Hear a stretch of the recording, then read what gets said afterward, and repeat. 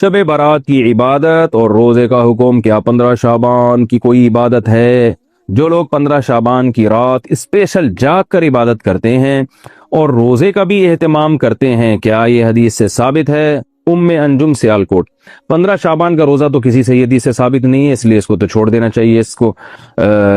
और क्योंकि ज़ईफ़ हदीस से बहरहाल किसी अमल का सबूत नहीं होता। 15 शाबान के रोज़े के बारे में जो हदीस है वो ज़ईफ़ है, तो उससे अमल साबित नहीं होता। और बाकी कोई मखसूस इबादत नहीं है। और 15 शाबान में बहुत इख्तलाफ है उलमा का कि ये इसकी रात की कोई फजीलत है भी या नहीं। बहरहाल जुमहूर इसकी फजीलत के कायल हैं, तो अगर कोई इसकी फजीलत की बिना पर इबादत करना चाहे तो इबादत का कोई मखसूस तरीका नहीं है, जैसे चाहे इबादत करें, बल्कि मखसूस तरीका ईजाद कर लेना ये बिदअत है। तो हमारे हजरत एक बड़ी ज़बरदस्त दलील ये दिया करते थे। हमारे हजरत की राय भी ये थी कि वो कायल नहीं थे शब बारात की फजीलत के, लेकिन बहरहाल जुमहूर उलमा का ये कौल है और बड़े बड़े मुफ्तियान के नाम उसमें दाखिल हैं। इसको बिदअत कहना ठीक नहीं है, लेकिन उनके एक ज़ौक़ था। वो ये कहते थे कि अगर ये इतनी फजीलत वाली रात होती तो इस्लाम के मिजाज से पता चलता है कि इसकी तायीन में अल्लाह क्या डाल देते, इख्तलाफ की, या तो वो 14 है या वो 15 है। एक उनका ज़ौक़ था, लेकिन बहरहाल जुमहूर की राय वो बड़ी मजबूत राय है, वो भी बड़ी मजबूत राय है, ठीक है ना। और फतवा भी उसी पे दिया जाता है कि इस रात को इबादत करेगा तो दूसरी रातों की निस्बत उसको सवाब ज्यादा में। वो पटाखे वटाखे तो है ही नहीं, वो तो लोगों ने वैसे बनाए हुए, उनका तो कोई ताल्लुक ही नहीं है। मुफ्ती साहब, आमिलों के पास जाना कैसा है? तो बता, बहुत दफा बता चुका हूँ, क्यों मुझे छेड़ते हो आमिलों के बारे में? आमिल सारे एक जैसे होते हैं, किसी के पास मत जाओ, इनके पास मसाइल हल नहीं होते, मसाइल उलझते हैं। और ख़वातीन तो बहुत बेवकूफ़ बनती हैं आमिलों के पास, जिंदगियां तबाह हो गई हैं, बर्बाद हो गई हैं जिंदगियां। इनके पास आपके मसाइल का हल नहीं है। वक्ती फ़ायदा होता है, वक्ती तौर पर उससे लोग मुतासर हो जाते हैं, और वक्ती फ़ायदा भी उनको होता है जो इनसे अकीदत रखते हैं। इनके पास जाते हैं तो नुकसान भी उन्हीं को होता है, फिर फ़ायदा भी उन्हीं को। आप दिमाग से निकाल दो तो ना आपको नुकसान होगा, ये जहन से निकाल दें कि आमिलों के पास कुछ मिलेगा आपको। और आमिल चाहे अहले हदीस हो, चाहे देवबंदी हो, चाहे बरेलवी हो, चाहे खलीफा हो, चाहे तबलीग वाला हो, कुछ भी हो, कुछ भी नहीं है इन लोगों के पास। मिस्र रज़म के माहिर होते हैं, कुछ शोबदेबाजियाँ दिखा देते हैं, उससे लोग मुतासर होते हैं।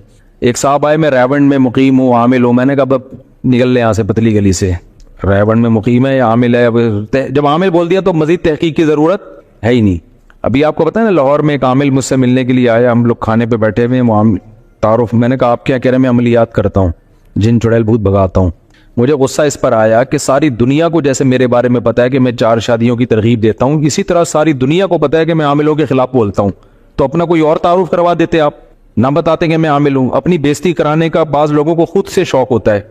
ये ऐसे जैसे SHO के साथ पास जाके आप कह रहे हैं, SHO पूछता है आप क्या करते हैं, कहते मैं चोर हूँ। SHO बोलेगा मुझे क्यों बता रहे चोर हूँ यार, कुछ और बोल देता तो अब मैं तुझे गिरफ्तार ना करूँ तो ये तो मेरी बेइज्जती है। तो जब भी कोई चाहता है ना कि मुफ्ती साहब मेरी इज्जत करें, तो ये ना बोला करे कि मैं जिन उतारता हूँ, अमलियात का काम करता हूँ, तो फिर वो अपनी बेइज्जती का खुद जिम्मेदार होगा। तो जब उसने बोला कि मैं आमिल हूँ, मैंने कहा ये तो सारा ड्रामेबाजी है। मुझे गुस्सा भी आ गया कि इतनी इज्जत से तारुफ करवा रहे हैं आमिल हूँ मैं। तो मैंने कहा तो ड्रामेबाजी है। कह रहे ड्रामेबाज हजरत, वाकई मैं जहाँ जाता हूँ वहाँ जिन्नात होते। मैंने कहा जात होते ही तुम्हारी वजह से हैं, तुम नहीं जाओगे तो नहीं आएंगे वहाँ जिन्नात। अंग्रेजों पे आते हैं जिन्नात? नहीं आते। पता है उन अंग्रेजों पे आते हैं जो पादरियों के पास जाते हैं इलाज के लिए। जिन पादरियों में भी ऐसे ड्रामेबाज बहुत हैं ईसाइयों में ना, कि जिन उतारते हैं, रूहानी अमलियात करते हैं। तो जो उनके पास जाते हैं उन पे ही जिन चुड़ैल भूत भी आते हैं। और जो गोरा लैब में है, कोई साइंसदान है, कोई पढ़ाई में लगा हुआ है, जो एजुकेटेड लोग हैं, बिजनेस में लगे, उन पे कुछ भी नहीं आ रहा होता।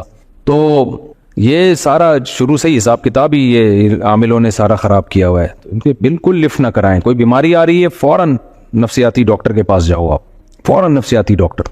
क्योंकि दिमागी बीमारियां ना, नफ्सियाती डॉक्टर पहले मरहले में कंट्रोल में आ जाती हैं। वो हमारे यहाँ क्या होता है, जिन चुड़ैल भूत पे डाल के ना उसको बेड़ा गर्क हो जाता है, फिर डॉक्टर से भी कंट्रोल नहीं होता। और सूरह फलक सूरह नास पढ़ के दम कर लिया करो। बिलफर्ज अगर कोई जिन होगा भी तो भाग जाएगा, नहीं तो बेगम को बताओ जिन आया हुआ है, भाग जाएगा इंशाल्लाह। जिन की बेगम को बताओ, आपकी बेगम से नहीं डरेगा, जिन अपनी बेगम से डरेगा। मेरी माँ वालदा की तबीयत ख़राब रहती है, उनकी अक्सर नमाजें क़ज़ा हो जाती हैं। जब भी मैं उनसे नमाजें अदा करने का कहता हूँ, वो बोलती हैं कि मेरी तबीयत ठीक नहीं है। यार नमाज किसी कीमत पे क़ज़ा करना जायज़ नहीं है, कितनी भी तबीयत ख़राब हो जाए। अल्लाह ने तरीक़ा आसान रख दिया। खड़े होकर नमाज नहीं पढ़ सकते, बैठ के पढ़ लो। बैठ के नहीं पढ़ सकते, लेट के पढ़ लो, सिर्फ गर्दन के इशारे से। तो नमाज क़ज़ा करने का इस्लाम में कॉन्सेप्ट है ही नहीं। ये जब वाजिब हुई तो बस हमेशा के लिए हो गई। چھٹی ہے ہی نہیں اس میں، سوائے خواتین کو جو مینسز کے ایام میں اللہ نے یہ نفاس کا خون جو بچے کی ولادت کے بعد آتا ہے وہ ناپاک حالت میں ہوتی ہیں، اس کے علاوہ کسی کنڈیشن میں نماز چھوڑنا جائز نہیں. اور یہ گناہ کبیرہ ہے، یہ چھوٹا گناہ نہیں ہے، اس کو لوگوں نے بہت ہلکا سمجھ لیا ہے. اسلام اور کفر کا جو فرق ہے نا وہ نماز کا ہے. یہ ہو نہیں سکتا کہ وہ مسلمان بھی ہو، صرف یہی بدعت ہے یہ انڈیا پاکستان اور بنگلہ دیش میں. باقی دنیا میں جہاں بھی جاؤ مسلمان ہوگا تو عرب تو سوال ہی پیدا نہیں ہوتا نماز چھوڑ دیں. تو یہ ہمارے یہاں کی ایک بدعت ہے، یہ پتہ نہیں کہاں سے افغانی بھی نہیں چھوڑتے، افغانستان میں وہ بھی سب پڑھتے ہیں نماز. تو یہ جو ہے نا اس کو سیریس لینا چاہیے، نماز کو ہلکا نہیں لینا چاہیے. تو والدہ کو محبت سے سمجھائیں اور کیا ہے، اس کو فدیہ نہیں ہے، جب جان کر نماز چھوڑ رہی ہیں تو قضا کرنی پڑے گی. ہاؤ ٹو گو ان جنہ کائنڈلی ایکسپلین ان ڈیٹیل. بھائی ڈیٹیل میں ایکسپلین تو پورا 1.5 گھنٹے کا بیان یہ پورا اسی پہ تو چل رہا تھا، پورے 2 گھنٹے کے میرے بیان اسی پہ تو ہو رہے ہوتے ہیں. نظریہ بھی ٹھیک کر لو، عمل بھی ٹھیک کر لو تو جنت میں داخل ہو جاؤ گے. 2 چیزیں چاہیے. قرآن نے کہا ہے ومن اراد الآخرہ وسعى لها سعيها وهو مؤمن. 4 شرطیں بیان کی ہیں جو اصل میں 2 ہی ہیں، لیکن جب ڈیٹیل میں آپ نے پوچھا نا تو 4 شرطیں. نمبر 1 من اراد الآخرہ، ہر عمل میں نیت اللہ کو راضی کرنا. ہر عمل میں نیت کیا ہو؟ اللہ کو راضی. وسعى، اور پھر عمل بھی ہو، کوشش بھی ہو. ہاتھ پہ ہاتھ رکھ کے بیٹھ جائے، نہ نماز پڑھ رہا ہے، نہ زکوٰۃ دے رہا ہے، نہ روزہ رکھ رہا ہے، کچھ بھی نہیں کر رہا تو وسعى، کوشش بھی کرے. نمبر 3 وسعى لها سعيها، کوشش بھی وہ جو اللہ نے بتائی ہے. اخپل طریقے سے اپنی کوشش کرے گا وہ نہیں، یعنی جس چیز کو اللہ نے کہا یہ کرو وہ کرے، جس چیز کو اللہ نے کہا نہیں کرو وہ نہ کرے. اپنی طرف سے آپ الٹے لٹک جاؤ. جیسے میں نے بیان میں کہا نا کہ ہندو اعتراض کر رہا ہے کہ یہ مولوی لوگ تو دیکھو شادیاں بھی کر رہے ہیں، گاڑیوں میں گھوم بھی رہے ہیں، تو اب وہ چاہ رہا ہے کہ ہم شادیاں بھی چھوڑ دیں، گاڑی میں کے بجائے ہم گدھے پہ آ جائیں. تو یہ کوشش تو ہوگی، لیکن یہ آپ کی بنائی ہوئی کوشش ہے، اس سے اللہ خوش نہیں ہوگا. میرا دل چاہ رہا ہے جلیبی کھانے کا، میں جلیبی چھوڑ دوں اللہ کی رضا کے لیے، تو اللہ کہے گا میں نے کب کہا میں جلیبی چھوڑنے سے خوش ہوتا ہوں. ہاں صحت کے لیے چھوڑ دے ایک الگ بات ہے. یہ میرا خربوزہ کھانے کو دل چاہ رہا ہے، میں کہوں میں اللہ کے لیے خربوزہ چھوڑ دوں گا تو اللہ خوش ہوگا؟ اللہ کہے میں نے خربوزے پیدا تمہارے لیے کیے ہیں تو کیوں چھوڑ رہا ہے بھائی تو؟ میں کہوں میرا انار کھانے کا دل چاہ رہا ہے، میں انار نہیں کھاؤں گا، اللہ خوش ہوگا؟ ہوگا خوش اللہ؟ اللہ کہے گا میں نے کب کہا کہ بھئی میں انار چھوڑنے سے خوش ہوتا ہوں. میرا پراٹھا کھانے کا دل چاہ رہا ہے، میں چھوڑ دوں پراٹھا اللہ کی رضا کے لیے، تو یہ اپنی بلائی بھی کوشش ہوگی، اس سے اللہ خوش؟ تبھی تو جو لوگ افطار میں دیر کرتے ہیں گناہ ملتا ہے ان کو، اس لیے کہ اللہ نے پابندی لگائی تھی سورج غروب ہونے تک، وہ پابندی ہٹ گئی ہے. اب تو جو دیر کر رہا ہے یہ تیرا اپنا ہیڈیک ہے. کیوں کر رہا ہے بھائی تو یہ سمجھ رہا ہے کہ میں لمبا روزہ رکھوں گا اللہ خوش ہوگا؟ نہ نہ نہ نہ. اب روزہ ختم ہو گیا تو اب اللہ کھانے سے خوش ہوگا، اجتناب کرنے سے خوش نہیں ہوگا. سمجھتے ہو کہ نہیں سمجھتے؟ اور میں تو اس لیے بھگتا ہوا ہوں کہ جب بار بار شادی کا ٹاپک آ رہا ہے، خواتین بھی بیان سننے آئی ہیں، اللہ معاف فرمائے، کیا کریں تو استغفار کر لیں گے پھر بیٹھ کے. میں جب کر رہا تھا نا تو مجھے سب سے زیادہ تانے پتہ ہے کیا مل رہے تھے؟ عیاشی کے. دوسری شادی کر رہے ہیں، عیاشی عیاشی عیاشی، اتنے میں لوگوں کو سمجھاتا تھا ایکچولی دیکھیں بیوہ عورتیں اتنی زیادہ ہیں، ایکچولی طلاق یافتہ اتنی، میں سمجھا کے تھک گیا، کسی کی کھوپڑی میں بات نہیں آئی. پرسوں ایک خاتون ملی ہیں مجھ سے، پرسوں، اور مجھے دیکھ کر اتنا زیادہ وہ ایکسائٹڈ ہو رہی تھی، بہت زیادہ، جیسے پتہ نہیں کوئی کیا، یعنی میں نے کہا ان کو کیا ہو گیا اتنا خوش ہو رہی ہیں. اسکارف میں تھی وہ، اور بھاگتی ہوئی آئی، مفتی صاحب آپ کی تصویر لینی ہے، اپنے ہسبینڈ کو دکھاؤں گی آپ تو. میں کھڑا ہو گیا وہاں، میں نے کہا بہت بیچاری جذبات میں ہوئی بھی ہے. اس نے کیمرے سے تصویر لی، اپنے شوہر کو بھیج دی. میں چلا گیا آگے، بڑی خوش تھی نا، میں آپ کے بیان سنتی ہوں، میں بہت خوش ہوں، آپ میں نظر آ گئے. ایسے تصویر کھینچی تو جو ہے نا وہ، پھر میں اپنا کام نمٹا کے آ رہا ہوں، پھر راستے میں کھڑی بھی ہیں، اور مفتی صاحب میں کیا بتاؤں. میں نے کہا خیریت کیا ہو؟ کہہ رہی ہیں بھائی میں طلاق یافتہ ہوں، میری شادی کی امیدیں ختم ہو گئی تھیں، آپ کا بیان میرے شوہر نے سن کے مجھ سے دوسری شادی کی ہے، اور مجھے بڑا اچھا میاں مل گیا، اور میں نے یہ تصویر اپنے میاں کو بھیجی ہے، اس میاں نے بھی جواب ریپلائی کیا ہے، واٹس ایپ پہ بھیجا ہے، مفتی صاحب کا شکریہ ادا کرو کہ جو ہے نا میں نے ان کا بیان سن کے 2 شادیاں کی ہیں. تو اس میاں کا تو فائدہ ہوا نا، اس خاتون کا کتنا ہو گیا کہ نہیں ہو گیا؟ ٹھکانہ مل گیا بیچاری کو یار، اچھا میاں مل گیا. اچھا میں یہ بتا دوں، اچھا زیادہ تر 4 شادیوں والے فراڈی ہیں، یہ ذہن میں رکھنا. کبھی میرے بیان سن کے نا متاثر نہ ہو جانا کہ اس آدمی کی 4 بیویاں تو بہت نیک ہے. یہ عامل روحانی زیادہ تر 4 شادیاں کر رہے ہیں. سمجھ میں آ رہی ہے بات؟ یہ جو روحانی ٹوپی ڈرامے ہیں نا، جو جن چڑیل بھوت بھگانے والے لوگ ہیں، ان میں سے اکثر کی 4 بیویاں ہیں. تو اس سے لوگ متاثر ہو جاتے ہیں کہ یار دیکھو حضرت نے مفتی طارق مسعود صاحب کی ترغیب پر عمل کیا. او بھائی میں ان لوگوں کو ترغیب دیتا ہی نہیں ہوں. میں جتنے 4 شادیوں والے ملے ہیں نا مجھ سے، چند اچھے ہیں، سارے فراڈی نہیں ہیں. زیادہ تر یہ 2 نمبر لوگ یہ کام کر رہے ہیں. ये आमिल लोग क्या करते हैं, लड़कियों को पटा पटा के ना, जिन चुड़ैल भूत के चक्कर में ना उनको अपनी अकीदत उनके दिल में बैठाएंगे। देखो शादी तो लड़की से ही होती है, पटाए बगैर करो तमीज से, जैसे होता है। ये पटाते हैं, बेवकूफ बनाते हैं उनको ये शो करते हैं हम रूहानियात, सिफलियात, तिलस्मियात और ऐसे ऐसे अल्फाज हैं, इनके बाप को भी इनका मतलब खुद भी नहीं पता होगा। तिलस्मियात क्या, वो मेरे पास वो है, और सिफलियात और अमलियात और फलीदे और पलीदे और हमजाद और मुवक्किल, जिसकी ना सर ना पैर, ऐसे टर्म्स इन्होंने याद की हुई हैं। सकर, हिसार, ये कुछ टर्म्स आप लोग भी याद कर लो और कुछ डिक्शनरी से दो चार और देख लो, लोग समझेंगे बस हजरत बहुत ही कोई ऊपर की चीजें हमारी समझ से बालत है।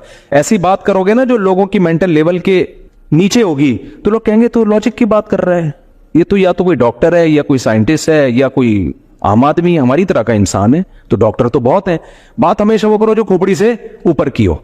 उस पे लोग कहते हैं यार उलूम, ये क्या है भाई? उलूम है भाई। एक लफ्ज भी हजरत की हमारी समझ में नहीं आता हजरत की बातों का, तो इसका मतलब ये उलूम है। उलूम के चक्कर में चार लड़कियों को फंसा देते हैं। वो लड़कियां अकीदत में कि यार हजरत पहुंचे हुए हैं।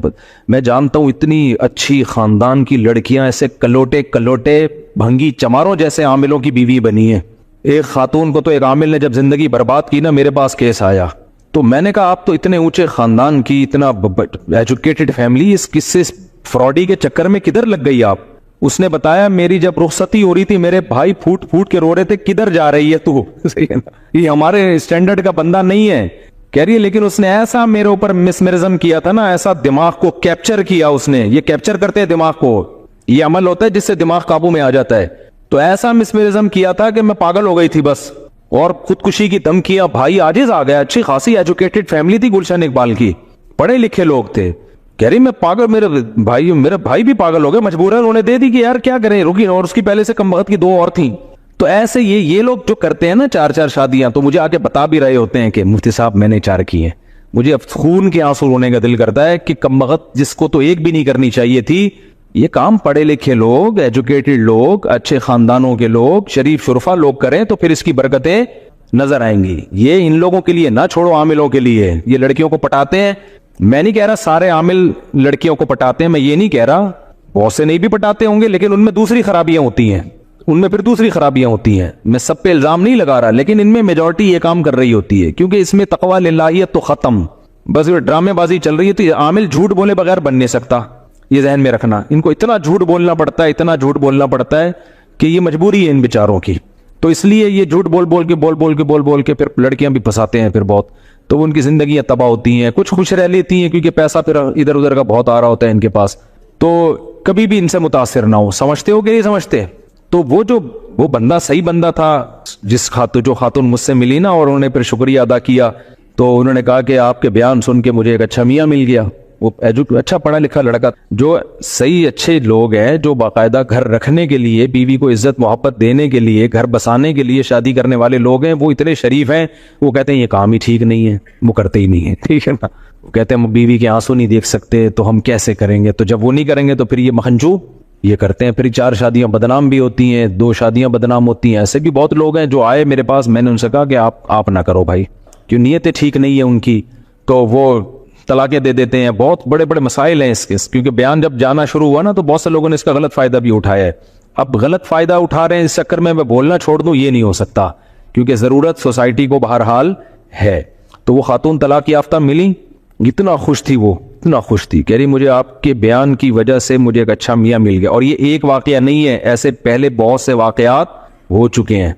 बीच रोड पे खातून ने गाड़ी रोक के उतरी थी मेरा शुक्रिया अदा करने, बीच रोड पे जाते हुए ड्राइविंग कर रही थी कि नजर पड़ी, एकदम गाड़ी रोकी, उतर के शुक्रिया अदा किया। वो अपने शौहर की पता नहीं तीसरी वाइफ थी। ऐसी मेरे भाई हजारों लाखों हैं जिनको मियाँ टाइप की कोई चीज नहीं मिल रही। आप कह सकते हो मिल रही होती, उनके स्टैंडर्ड की नहीं मिल रही होती। अब औरत को तलाक हुई है या बेवा हुई है तो उसका एक स्टैंडर्ड भी तो है ना। लोग कहते हैं जी रिश्ते बहुत हैं, कर क्यों नहीं रहती? भाई ये स्टैंडर्ड का रिश्ता नहीं है। एक डॉक्टर लड़की 8वीं पास से नहीं कर सकती शादी, ये नामुमकिन है। आप अपनी बेटियों बहनों को सामने रख के सोचो ना। नहीं आई मेरा ख्याल बात। लोग कहते हैं जी गरीबों से कर ले, आप कर लो अपनी बेटी बहन की शादी गरीब से। इंसान चाहता है मैंने जिस स्टैंडर्ड में अपनी बेटियों को रखा है ससुराल में, उतना बिल्कुल ना हो, थोड़ा सा कम हो, लेकिन कुछ तो हो ना। आप उसको एयर कंडीशन रूम में सुला रहे हो, आप उसको پیزے برگر کھلا رہے ہو. شادی آپ ایسی لڑکی سے کرو گے جو اس کو مسور کی دال بھی نہیں کھلا, ایسے لڑکے سے کرو گے جو مسور کی دال بھی نہیں کھلا سکتا. تو یہ قربانی آپ کیسے اپنی بچیوں سے دلوا سکتے ہو؟ تو کچھ باتیں گراؤنڈ ریئلٹی سے میچ نہیں کرتی, وہ کہنے کی حد تک ہوتی ہیں, لیکن لڑکی کو اس کا کفو چاہیے, ہم پلہ چاہیے, جوڑ کا رشتہ چاہیے. ہمارے ایک جاننے والے بہت مالدار تھے, جب ان کی ڈیتھ ہوئی ہے نا تو ان کی وائف کے لیے دوسری شادی کے لیے پیغام آیا. اب جس نے پیغام بھیجا, میں نے ان سے کہا کہ میں نے کہا یہ جو خاتون تھی نا, ان کے شوہر آج کی حساب سے, وہ تو اس زمانے میں تو وہ بنتی تھی 1 لاکھ روپے پاکٹ منی, آج کے حساب سے وہ 1 لاکھ کم از کم 10 لاکھ روپے ہوں گے. بہت پرانی بات ہے. میں نے کہا ان کی صرف پاکٹ منی 10 لاکھ روپے تھی, تو افورڈ کر لے گا؟ اس نے کہا نہیں بھائی 10 لاکھ تو میں نے خواب میں بھی, وہ لڑکی نے انکار کر دیا تھا ان کے رشتے کا نا. تو کہنے لگے مفتی صاحب تو آپ کہتے ہو دوسری شادی, میں تو کر رہا ہوں. اب لڑکیوں کے نخرے اتنے ہو گئے ہیں, ان کے الفاظ تھے لڑکیوں کے نخرے. میں نے کہا کیوں نہیں نخرے کرے گی بھائی؟ پہلا میاں اتنا مالدار آدمی تھا, وہ 10 لاکھ تو صرف پاکٹ منی دیتا تھا, یعنی آج کے حساب سے اس وقت تو 1 لاکھ روپے دے رہے تھے. تو کوئی تو اسٹینڈرڈ ہوگا نا, وہ کیسے ایڈجسٹ ہوگی؟ تو اس کا حل یہ نہیں کہ کوئی بھی بھیج دے پیغام, اس کا حل یہ ہے کہ اسی کے ریلیٹیو, اسی برادری کے جو تاجر ہیں, اس کے کزن ہو گئے, اس کا سگا بھائی ہو گیا, یا اسی کے جو اسٹینڈرڈ کے لوگ ہیں اسی علاقے کے, وہ فوراً نکاح کا پیغام بھیجے. پھر کیوں نہیں کرے گی وہ شادی؟ تو بیوہ اب تک بیٹھی ہوئی ہے, وہ کئی سال ہو گئے. تو اسٹینڈرڈ کا عورت چاہتی ہے کہاں شادی ہو اس کی, منہ سے بول لیں اسٹینڈرڈ کا ہونا. تو یہ سب لوگ جب کریں گے تو ہر ایک کو اس کے اسٹینڈرڈ کا ملے گا. یہ نہیں ہوتا کہ کوئی بھی آئے اور ایک واقعہ سناؤ, وہ آپ کو بہت مزہ آئے گا. یہ نام سے جانے دے, کوئی حرج نہیں ہے. ایک بندہ آیا میرے پاس, جب میں رابی پیرزادہ سے نہیں ملا تھا لاہور میں, رابی پیرزادہ نام ہے نا, رابعہ پیرزادہ, وہ جو ایکٹر تھیں پہلے, پھر توبہ کر لی انہوں نے, دیندار بن گئی. لاہور میں میری ملاقات ہوئی. میں جب آیا تو عثمان نے مجھے بتایا کہ ایک بندہ ملنا چاہ رہا ہے آپ سے. اچھا, بندے کے میرا شکل کا مذاق اڑانا مقصد نہیں ہے اس کا, لیکن بات ہی ایسی ہو گئی.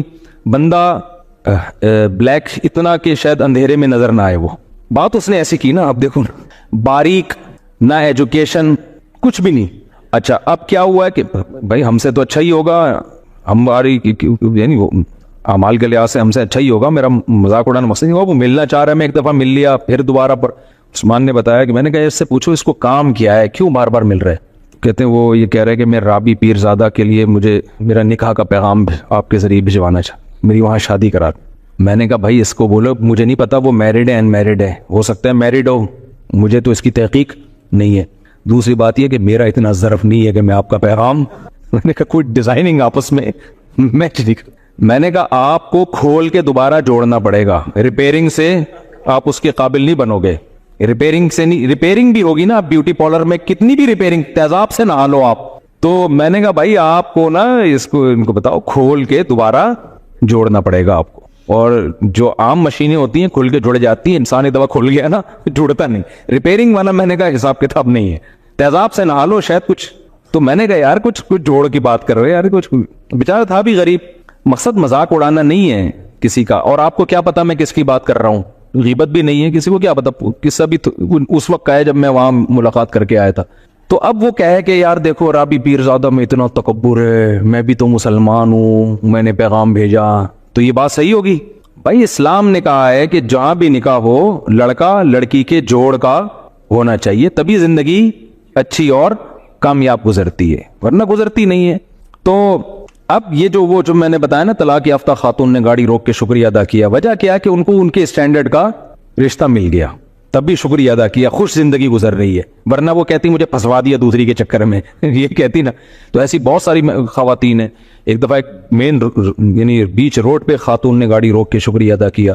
ایک خاتون نے کہا میں اپنے شوہر کی تیسری بیوی ہوں, میرے بچے بھی میرے شوہر نے رکھ لیے اور مجھے زندگی مل گئی. یہ اتنا اس طرح کی سینکڑوں خواتین ہیں جو اب نکاح سے مایوس ہو چکی ہیں. ہماری سوسائٹی میں ان کو ٹھکانے لگانے کا, ان کو عزت کی زندگی دینے کا کوئی حل نہیں ہے. تو ہم اس لیے پاگل ہوئے ہم چیخ رہے ہیں اس پہ. ہمیں ضرورت نہیں ہے, مجھے کیا ضرورت ہے, میری تو 4 ہو گئی ہیں. پہلے تو لوگ کہتے شاید اپنی کے چکر میں ہیں, تو ہمیں کیا ضرورت ہے یار, ہم تو دکھڑا رو رہے ہیں. ہم مردوں کو عیاشی پہ نہیں ڈال رہے ہیں, ہم چاہ رہے ہیں کہ عورت کو عزت کے ساتھ گھر میں ٹھکانہ ملے. ہاں تو یہ میرا پہلے بھی فلسفہ تھا, تو میں لوگوں کو بتاتا تھا, لوگوں کو مانتے ہی نہیں تھے, بس یہی کہ عیاشی. پھر میں نے کہا ان لوگوں کو سمجھانے سے بات, میں نے کہا ہاں عیاشی کر رہا ہوں. پھر لوگ آتے تھے نا کیوں کر رہے ہو شادی مجھ سے, میں نے کہا عیاشی کا دل چاہ رہا ہے میرا. کہہ رہے کیا مطلب آپ مولوی ہو عیاشی کر رہے ہو؟ میں نے کہا اپنے خرچے پہ کر رہا ہوں نا، بھیک مانگ آپ کے خرچے پہ کر رہا ہوں، میں کر رہا ہوں، میرے دل چاہ رہا ہے عیاشی کرنے کا، تو حرام عیاشی تھوڑی حلال ہے، تو آپ کا کیا مسئلہ ہے؟ تو جب یہ کہتے تھے نا پھر چپ ہو جاتے تھے پھر کیا ہو جاتے تھے؟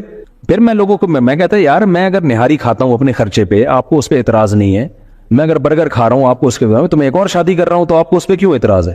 تو ایسے فضول باتیں ہیں، تو اس لیے لوگوں کو زیادہ ڈیٹیل میں جانے کی ضرورت نہیں ہے، آپ کر رہے ہو نا، لوگ اعتراض کر رہے ہیں ٹھرکی ہے عیاشی ہے، کہ بھائی ہے یار کہ ہم تو ہے بھائی، ہمیں تو شوق ہے عیاشی کرنے کا، تو اگر کوئی حرام ہے تو بتاؤ پھر ہم نہیں کریں گے، اگر حلال ہے تو بھائی ہمیں تو اللہ نے کیا کہا، اللہ میاں نے دنیا کی نعمتوں میں سب سے بڑی نعمت تو بیوی کو قرار دیا ہے، اور قرآن نے کیا کہا ہے، زُيِّنَ لِلنَّاسِ حُبُّ الشَّهَوَاتِ مِنَ النِّسَاءِ، اللہ نے مردوں کی نظر میں جو دنیا میں سب سے اٹریکٹیو چیز بنائی ہے نا، وہ برگر نہیں بنایا، وہ پیزا نہیں بنایا، وہ لڈو نہیں بنایا، وہ جلیبی نہیں ہے، وہ گاڑیاں نہیں ہیں، وہ بنگلے نہیں ہیں، اللہ نے مرد کے لیے، یہ حضرت بھی بوڑھے ہیں لیکن خوش ہو رہے ہیں بہت زیادہ لگ رہا ہے جوان ہے ماشاءاللہ، حضرت بے ادبی معاف، تو اللہ میاں نے جو سب سے زیادہ اٹریکٹیو چیز قرآن کے مطابق مرد کے لیے بنایا ہے، وہ کس کو بنایا ہے؟ عورت کو بنایا ہے۔ ہاں اس کو ذلیل مت کرو کہ ٹیشو پیپر کی طرح استعمال کرو، اس کی ذمہ داری لو، اس کو عزت کے ساتھ بیوی بنا کے گھر لے کر آؤ، اس کے بچوں کی کفالت کرو، اس کے باپ کو اپنا باپ بناؤ، اس کی ماں کو اپنی ماں بناؤ، فادر ان لا، مدر ان لا، برادر ان لا اور سسٹر ان لا، یہ سارے ان لاز آ جاتے ہیں نا جہیز میں، کیا خیال ہے؟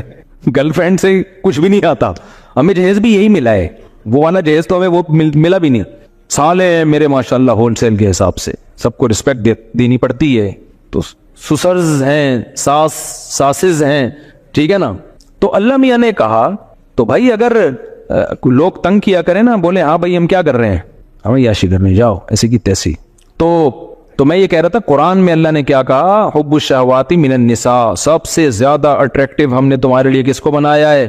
عورت کو بنایا، تو وہ ناجائز بھی ہے، وہ جائز بھی ہے، ناجائز عذاب ہے اور جائز کیا ہے؟ برکت ہے، رحمت ہے۔ ابراہیم علیہ السلام اللہ کے خلیل، انہوں نے نکاح کیا، ابھی میں نے بیان میں حضرت موسیٰ کا تذکرہ کیا نا، اللہ کو کتنے محبوب تھے موسیٰ کلیم اللہ، میں نے بتایا نا بیان میں، بار بار اللہ پروناؤن کی جگہ موسیٰ کا نام لے رہے ہیں، لمبی لمبی باتیں کر رہے ہیں۔ موسیٰ علیہ السلام کو جب مدین گئے تو وہ جو لڑکی آئی اس کے والد نے ایک دفعہ آفر کی کہ میں ان دو بیٹیوں میں سے ایک کا آپ سے نکاح کرنا چاہتا ہوں، 10 سال بکریاں چرانی پڑیں گی۔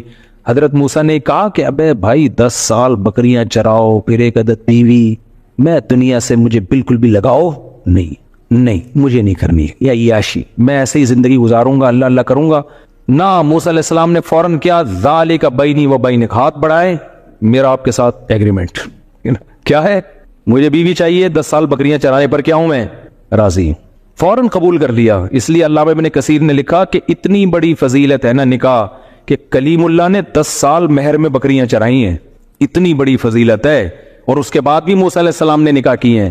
بائبل میں ہے کہ 4 بیویاں موسیٰ علیہ السلام کی تھیں، تو کلیم اللہ کتنی شادیاں کر رہے ہیں؟ 4 شادیاں کر رہے ہیں، تو مجھے اور آپ کو کیا تکلف کی پھر ضرورت ہے بھائی، ہم کون ان سے زیادہ نیک ہیں کیا؟ اور سب سے بڑی بات تو ہمارے پیغمبر کو تو دنیا سے رغبت ہی نہیں تھی، 24 گھنٹے میں ایک دفعہ بمشکل کھانا کھاتے تھے آپ کا گھر دیکھو کیسا تھا، جس بستر پہ سوتے تھے کوئی گدا نہیں تھا۔ حضرت عمر ایک دفعہ آپ کے گھر گئے تو کھجور کی چھٹائی کے نشانات جسم پہ پڑے ہوئے ہیں، حضرت عمر کہتے ہیں میری آنکھوں سے آنسو نکل گئے، دیکھا ایک پیالہ پڑا ہوا ہے، اسی میں پینا بھی ہے اسی میں کھانا بھی ہے، کوئی برتنوں کا ڈنر سیٹ گھر میں موجود نہیں تھا، 40 دن گھر میں چولہا جلنے کی نوبت ہی نہیں آتی، کیوں؟ اس لیے کوئی ایسی چیز ہی نہیں تھی جس کو پکائیں، کھجور پانی پہ 40 دن گزارا ہو رہا ہے، یہ تو دنیا میں آپ نے رکھی ہے۔ ایک دفعہ آپ کے پاس بکریوں کا ریوڑ آیا ہدیے میں، سارا اسی وقت صدقہ کر دیا۔ بھوک سے حالت بعض دفعہ یہ ہو جاتی کہ آپ گھر سے نکلتے، یہ حالت ہو جاتی بھوک سے، بیویاں کتنی رکھی ہوئی ہیں ایٹ اے ٹائم 9۔ تو اس سے پتہ چلتا ہے بھائی اتنے دلائل کے بعد بھی کوئی بولے کہ نہیں تو پھر ڈھیٹ آدمی ہے، اس کا کوئی علاج، اس سے پتہ چلتا ہے بھائی اس میں اللہ نے کوئی برکت رکھی ہے، زیادہ نکاحوں میں، زیادہ اولاد میں، یہ برکت ہے، خوشیاں ہیں اس میں۔ تو نبی نے فرمایا حبب الی النساء والطیب، اللہ نے دنیا کی 2 چیزیں میری نظر میں محبوب بنائی ہیں، ایک نکاح اور ایک خوشبو بہت استعمال کرتے تھے نبی صلی اللہ علیہ وسلم، بہت زیادہ خوشبو۔ تو صحابہ کہتے ہیں ہمیں نبی کے گھر سے نکلنے کی خبر خوشبو کے جھونکے سے ہوتی تھی، جیسے ہی خوشبو کے جھونکے آنا شروع ہوتے ہمیں پتہ چلتا کہ نبی صلی اللہ علیہ وسلم اپنے گھر سے نکلے ہیں۔ کیونکہ نفیس لوگوں کا کام ہے نا, نفیس خوشبو کا استعمال, جو صفائی ستھرائی. ہمارے نبی کو صفائی سے بہت زیادہ لگاؤ تھا, تبھی تو آپ دیکھو دن میں 20 دفعہ اپنے دانت صاف کرتے ہیں آپ, 20 دفعہ, صبح اٹھنے سے پہلے, رات کو سونے سے پہلے, ہر نماز کے وقت. صفائی مزاج میں بہت. کچا پیاز نہیں کھاتے کہ اس میں اسمیل آتی ہے, بدبو سے بے انتہا نفرت. تو ہمارے نبی کا مزاج تھا بادشاہوں سے بھی اوپر کا, بہت زیادہ صفائی, بہت زیادہ صفائی. آپ نے حکم دیا غسل کرنے کا, اور فرمایا کہ یہ گھٹنے جو ہے نا, گھٹنوں میں جو میل ہوتا ہے اس کو دھونے کا الگ سے حکم دیا. عرب میں تھوڑی یہ صفائی تھی بھائی, اور ایک یتیم پیغمبر ان کو بتا رہے ہیں کہ اس کو الگ سے صاف کیا.